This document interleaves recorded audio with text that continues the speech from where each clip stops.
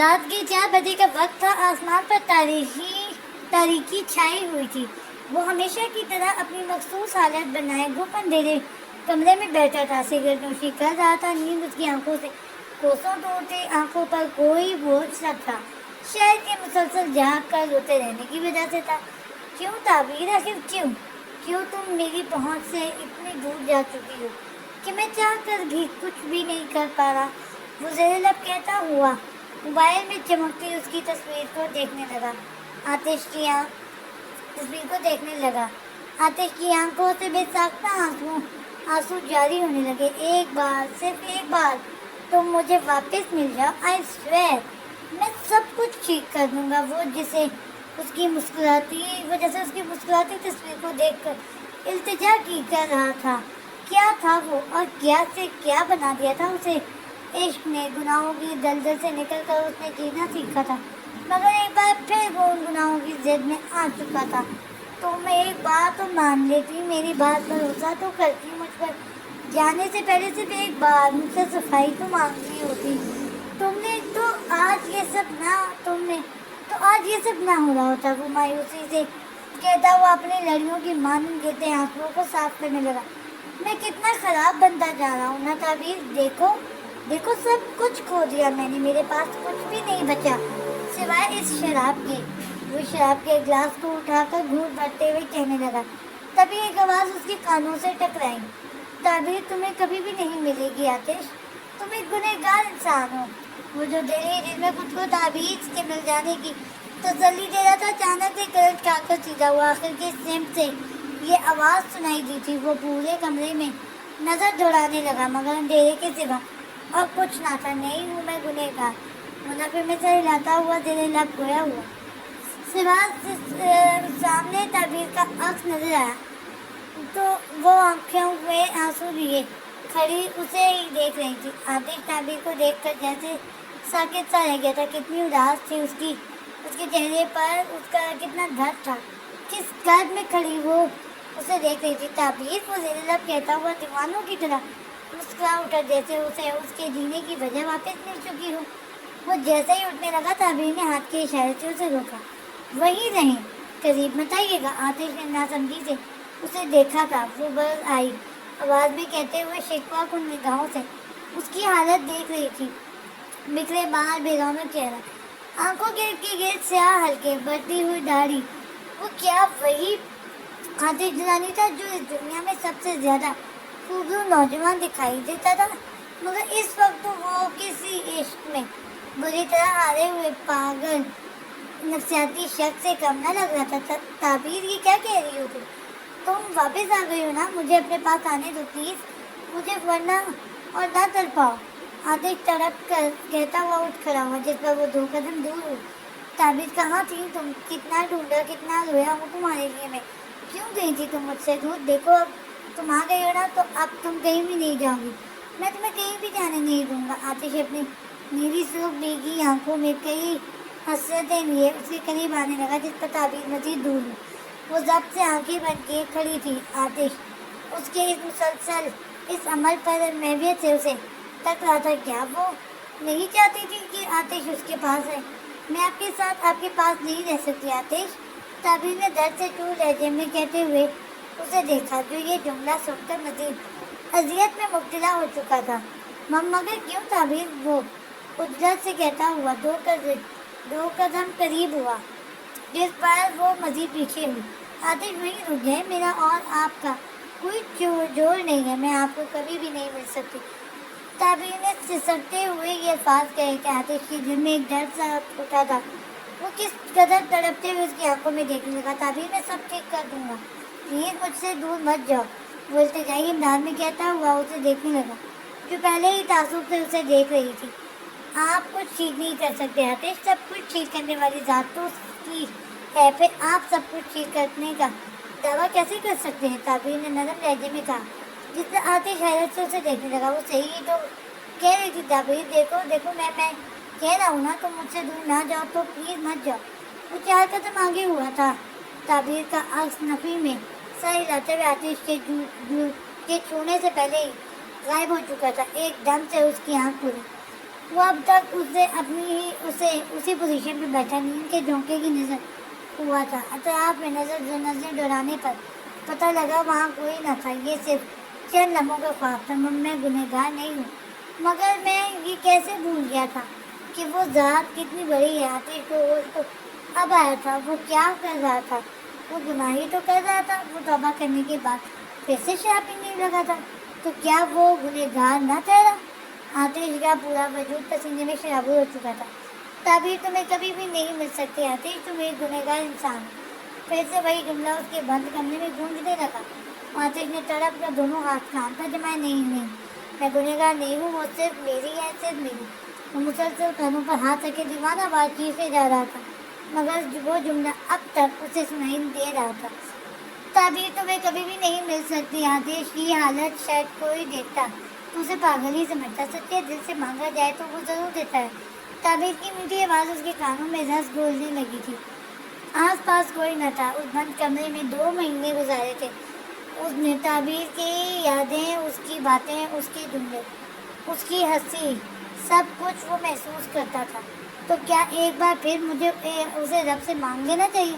آتش کے دل نے بے ساختہ کہا تھا. تبھی آتش نے ایک نظر برابر میں رکھی شراب کی بوتلوں کو دیکھا تھا جن سے آج 2 مہینوں بعد وہی بو اٹھنے لگی تھی. وہ حقارت بھری نگاہوں سے ایک سیکنڈ نا، یہاں پہ تھوڑا سا ایک مسٹیک آ رہی. بوتلوں کو دیکھا تھا جن سے آج 2 مہینوں بعد بھی وہی بو اٹھنے لگی تھی. وہ حقارت بھری نگاہوں سے ان بوتلوں کو دیکھتا ہوا ادھر سے اٹھ کھڑا ہوا. لوٹ آؤ اپنے رب کی طرف. فجر کی اذان اس کے کانوں میں رس کھولنے لگی. وہ کاؤچ پر رکھی چادر اٹھا کر ان بوتلوں پر ڈالتا ہوا خود بات لینے چلا گیا. فریش ہو کر اس نے کالا کرتا شلوار دیکھ ٹنگ کیا اور جائنماز بچھا کر اپنے رب کے حضور ایک بار پھر سے آ کھڑا ہوا. آج وہ کتنے وقت بعد نماز پڑھ رہا تھا جو اس کی زخمی روح کو سکون بخش رہی تھی. گنہگار، ہاں گنہگار ہی تو ہوں میں نے تو توبہ کر لی تھی مگر پھر سے گنہگار بن گیا میں. آنسو موتیوں کی طرح آنکھوں سے پھسل رہے تھے. ندامت حد سے زیادہ طاری تھی. زبان لڑکھڑا رہی تھی. دل زوروں سے دھڑک رہا تھا. اس کا پورا وجود کانپ رہا تھا. وہ اپنے رب کے حضور ایک بار پھر ہاتھ اٹھائے شرمسار ہو رہا تھا. کیا مجھے معافی مل سکتی ہے؟ میں ایک بار پھر بدلنا چاہتا ہوں.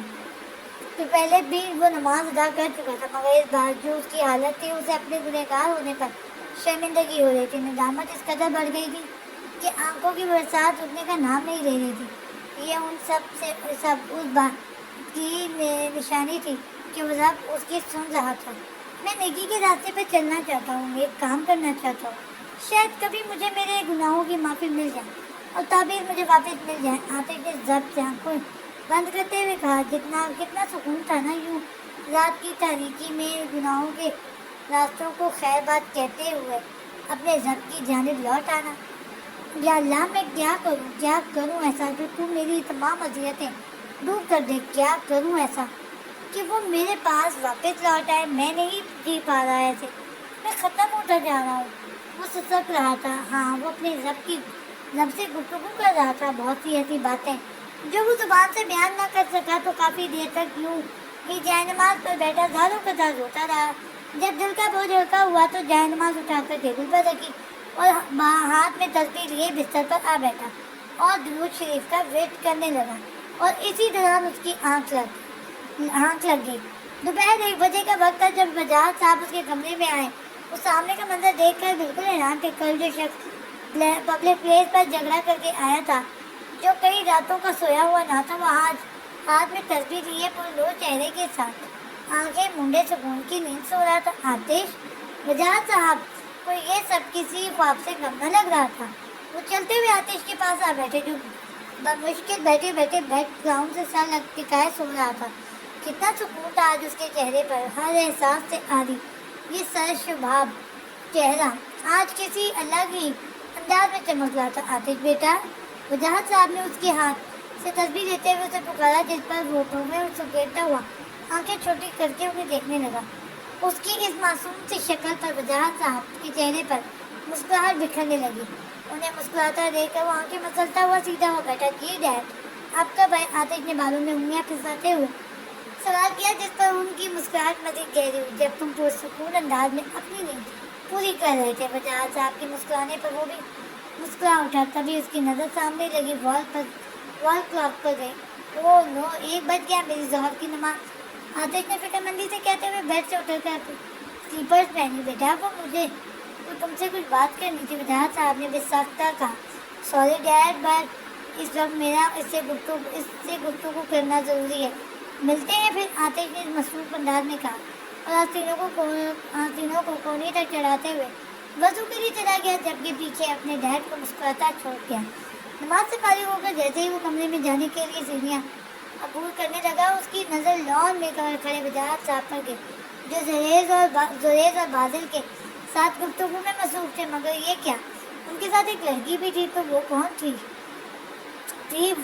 थी वो? आतिश नासमझी वाले अंदाज में चलता हुआ लॉन में आ खड़ा हुआ, जबकि वो नज़र उस अनजान लड़की पर थी जो उम्र में काफ़ी छोटी और शक्ल से मासूम दिखाई दी थी। उसे अपनी जानिब मुस्कुराता देखकर आतिश ने वजाहत साहब की जानिब सवालिया नज़रों से देखा, जहाँ पर वो आगे बढ़े। बेटा, मैं तुम्हें किससे मिलवाना चाह रहा था। देखो कौन मिलने आया है तुमसे, इसे पहचानो, कौन है ये? आतिश ने वजाहत साहब की बात पर नासमझी से उन्हें देखते हुए उस छोटी सी लड़की की जानिब देखा जो अब तक ब्लश कर रही थी। बिलाशुबा वो उसे 2 महीनों से अपने भाई के तौर पर जानती थी, मगर आतिश अब तक उस बात से अनजान था। डैड, कौन है ये? मैं नहीं जानता इसे, आतिश ने जिस कदर अजनबियत से कहा था उतनी ही अपनाइयत से हरीम उसके गले आ लगी, जिस पर वो एकदम से हड़बड़ाता हुआ अपने डैड को, फिर बाजिल को और जुरेज को देखने लगा, जो शरारती नजरों से देख रहे थे। भाईजान, हरीम के मुंह से लफ्ज़ भाई सुनकर वो साकित सा हो गया था, जैसे शौक की कैफियत में मुब्तला हो, जबकि वजाहत साहब मुस्कुरा रहे थे। डैड की वो तक सूरत हाल समझ नहीं पा रहा था। बेटा, ये हरीम है, तुम दोनों की इकलौती बहन। याद है तुम्हें जब हम समझ रहे थे कि ये हमें छोड़कर जा चुकी है? दरअसल ये बात सिर्फ जुरेज जानता था कि अब तक जिंदा सही सलामत है। मुझे भी अभी ये सब पता चला था, लेकिन तुम्हारी हालत की वजह से तुम्हें बता ना सका। वजाहत साहब ने पूरी तफसील से बताया, जिस पर वो हैरत से कभी अपने डैड, फिर अपने भाई और फिर अपनी उस छोटी सी बहन को देख रहा था, जो अब तक उसके सीने से अलग होने के इरादे न रखती थी। हरीम नाम है तुम्हारा? आतिश ने उसके गिर्द बाहें डालते हुए मुस्कुराते हुए कहा, जिस पर वो अपनी नम आँखें से देखने लगी। बेसाख्ता आतिश की आंखों से आंसू बहने लगे। उसने कभी सोचा भी ना था कि भाई बहन का रिश्ता इस कदर हसीन होता होगा। आतिश ने झुककर उसके माथे पर घुसा दिया, जिस पर वो किसी छोटी सी डॉल की तरह मुस्कुराई। भाई, मैंने आपको बहुत मिस किया, मगर आपके गुस्से से डर लगता था, तभी आपसे मिलने नहीं आई कभी। हरीम ने मुंह बनाते हुए कहा, जिस पर आतिश के कब मतलब मुस्कुराए। बेटी ब्रो, इस डॉल की बात पर बिल्कुल भी बिलीव ना करना, ये एक नंबर की पटाखा क्वीन है। हम दो हाथ आगे, हम 2 से भी 2 हाथ आगे। उन दोनों को इमोशनल होता देखकर जुरेज ने बीच में छलांग लगाई, जिस पर हरीम हॉन्कों की तरह उसे देखने लगी। क्या सच ही तो कहा है, भूल गई? वो मॉल वाला लड़का बेचारा कितना ज्यादा पिटा था सिर्फ तुम्हारी वजह से।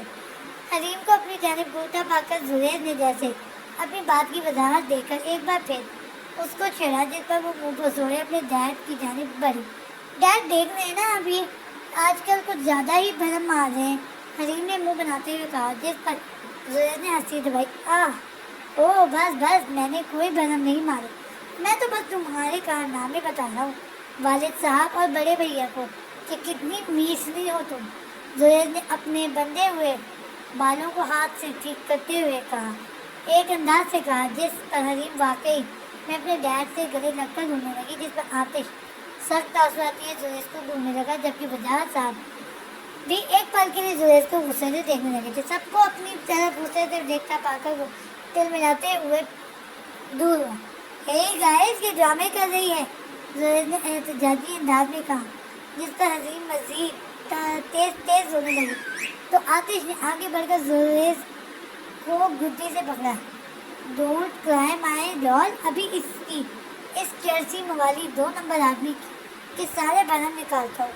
आतिश ने एक झटके से जोर से जुरैज को गुद्दी से पकड़ कर दबाया, जिस पर गनीम आंखों में चमक लिए मुस्कुराते हुए अपने चहेते भाई को देखने लगी। हे ब्रो, ये क्या कर रहे हो? बहन के आते ही पार्टी बदल ली। जुरैज ने अपनी गर्दन आजाद कराने की नाकाम कोशिश करते हुए कहा, जिस पर आतिश समेत सब लोग मुस्कुराने लगे। आतिश ने एक झटके से उसकी गर्दन छोड़ी, जिस पर वो हथेली पर बंदा रुमाल खोलकर गले में सेट करने लगा। तभी बादल के पास एक मैसेज रिसीव हुआ। वजाहत अंकल, क्लू मिल गया, शाहवेज का नंबर ऑन हुआ है, हम लोकेशन ट्रेस करके वहाँ पहुँच सकते हैं। बादल की बात पर एक सब एक दूसरे की वो हैरत और खुशी की मिले जुले तस्वीर देखने लगे, जबकि आतिश उल्टे पांव भागकर अपने कमरे से मोबाइल वॉलेट और गाड़ी की चाबी ले आया। अब बस वहाँ जाने की देर थी। नजरें किसी की शिद्दत से मुंतज़िर थीं। हाथों में किसी और के नाम की मेहंदी लगी थी, किसी और के नाम के सूट जोड़े और जेवरात जेब चमकी, बालों का जूड़ा करके सर पर दुपट्टा सेट किए, मेकअप से श्रृंगार करके खिड़की की जानिब रुख किए। खड़ी न जाने वो अब किसकी मुंतज़िर थी। खूबसूरत बड़ी बड़ी आंखों से अश्क टूट कर चेहरे पर रक्त कर रहे थे। दिल कटता चला जा रहा था, किसी और के निकाह में कैद। वो लड़की दिल किसी और ही को दे बैठी थी। शाम से रात हो चुकी थी, मगर अब तक कोई उम्मीद न थी। जारी है।